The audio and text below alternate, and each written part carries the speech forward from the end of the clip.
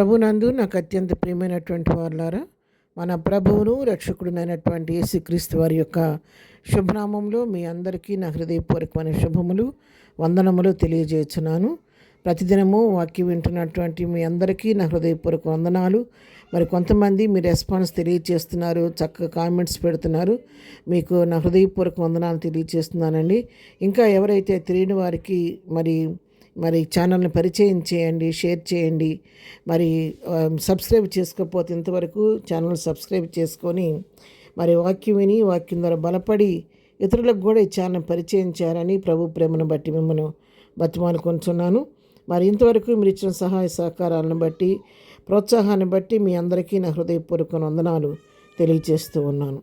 ఉదయకాల సమయంలో దేవుని వాక్యాన్ని ధ్యానం చేసుకుందాము. ఈరోజు వాక్య ధ్యానం కొరకు మనం తీసుకున్నటువంటి లేఖన భాగము అపోస్తలుడైన పౌలు ఫిలిప్పీలకు రాసినటువంటి పత్రిక 4వ అధ్యాయము 13వ వచనం చదువుకుందాం. నన్ను బలపరచువాని యందే నేను సమస్తమును చేయగలను. ఆమేన్. దేవుని నామమునకు మహిమ కలుగును గాక. అపోస్తలుడైన పౌలు మరి ఫిలిప్పీలతో చెప్తున్నటువంటి మరి చక్కని శ్రేష్టమైన మాట ఇక్కడ మనం చూస్తున్నాం. నన్ను బలపరచువాని యందే నేను సమస్తమును చేయగలుగుతున్నాను. దేన్ని బట్టి చేయగలుగుతున్నానంటే, నాకు ఎదురవుతున్నటువంటి పరిస్థితులన్నిటిలో మరి నేను అన్నిటినీ తట్టుకొని జీవించగలుగుతున్నానంటే అది నా శక్తి కాదు, నా బలము కాదు, కానీ నన్ను బలపరిచే ఆయన ఉన్నాడు. ఆయన నన్ను బలపరుస్తున్న కొలది ఆయన బలాన్ని బట్టి నేను సమస్తాన్ని కూడా నేను చేయగలుగుతున్నాను. ఎన్నో శోధనలు, ఇరుకులు, ఇబ్బందులు నా జీవితం నాకు ఎదురవుతూ వస్తున్నాయి. సువార్త ప్రకటిస్తూ నేను సాగిపోతున్నప్పుడు ఎంతో వ్యతిరేకత నాకు ఎదురవుతూ ఉంది. ఎన్నో ఆటంకాలు నాకు కలుగుతూ ఉన్నాయి. ఎన్నో అడ్డుబండలు నాకు ఎదురవుతూ ఉన్నాయి. కానీ నేను వాటన్నిటిని తాడుకొని వాటిని జయించుకుంటూ ముందుకు పోతున్నాను. అయితే ఇది నా యొక్క తెలివి వలన, జ్ఞానం వలన, నా శక్తి వలన జరుగుతున్న పని కాదు, కానీ ఒక వ్యక్తి నన్ను బలపరుస్తున్నాడు.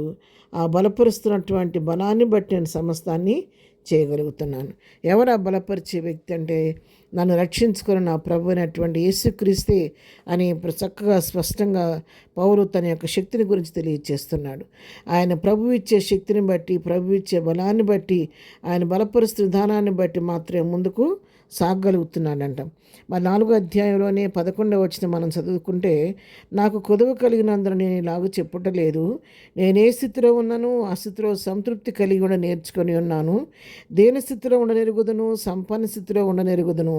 ప్రతి విషయములలోనూ, అన్ని కార్యములలోనూ కడుపు నిండి ఉండుటకును, ఆకలి కొని ఉండుటకును, సమృద్ధి కలిగి ఉండుటకును, లేమిలో ఉండుటకును నేర్చుకొని ఉన్నాను.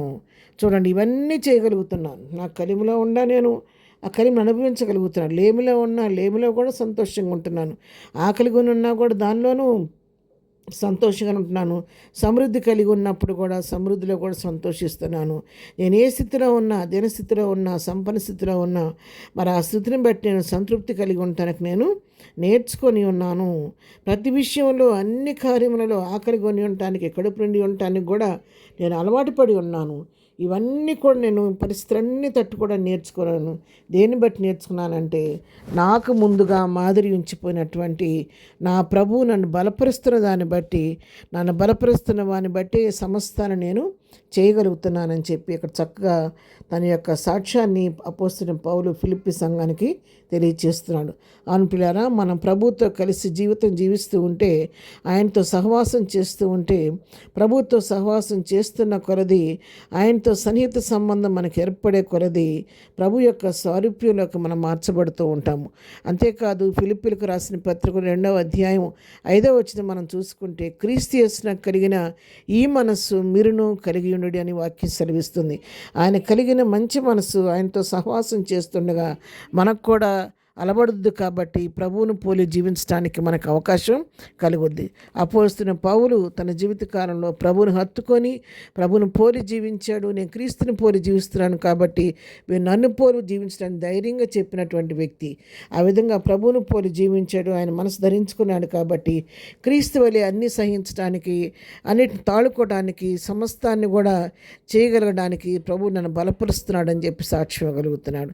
అపోస్తలుడైన పౌలును మాత్రమే కాదు, ప్రభు పైన ఆధారపడితే నిన్ను నన్ను కూడా బలపరిచి ప్రతి విషయంలో ముందుకు నడిపించడానికి శక్తిమంతుడు కాబట్టి మనం కూడా సంపూర్ణంగా ప్రభు పైన ఆధారపడి ప్రభు వైపు చూస్తూ ముందుకు సాగిపోదాం.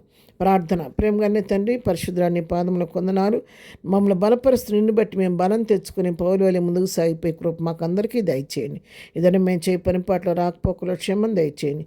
ఇదైనా బర్త్డే మ్యారేజ్ చేసినప్పుడు దీవించి ఆశీర్దించండి, బలహీన స్వస్థపరచండి, దుఃఖంలో ఓదార్చమని అన్ని విధాలను కృప చూపించమని యేసునామంలో ప్రార్థించడి పొందుకొని ఉన్నాము తండ్రి. ఆమెన్. ప్రభు కృప సదాకాలం మనందరికీ తోడై నడిపించునుగాక. ఆమెన్.